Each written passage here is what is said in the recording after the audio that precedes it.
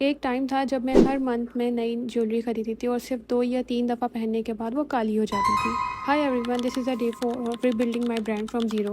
इसी वजह से मैंने अपना ज्वेलरी ब्रांड लॉन्च किया। मेरा मकसद सिर्फ ज्वेलरी बेचना नहीं था। मैं चाहती थी कि लोगों को ऐसी ज्वेलरी मिले जो प्रीमियम लगे, रोज़ पहनी जा सके और क्वालिटी पे कंप्रोमाइज़ ना हो।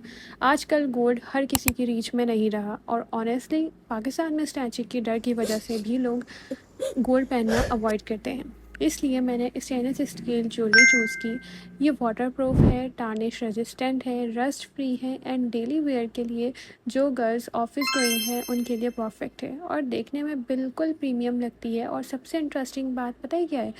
जिससे लोग पहले सिर्फ ऑल्टरनेटिव समझते थे, आज वही stainless steel jewellery elite lifestyle का भी हिस्सा बन चुकी है। बहुत से लोग रोज़ की वेयर के लिए इसी को प्रेफर करते हैं। अगर आप भी क्वालिटी और स्टाइल दोनों एक साथ चाहते हैं तो हमारी stainless steel jewellery is definitely worth trying.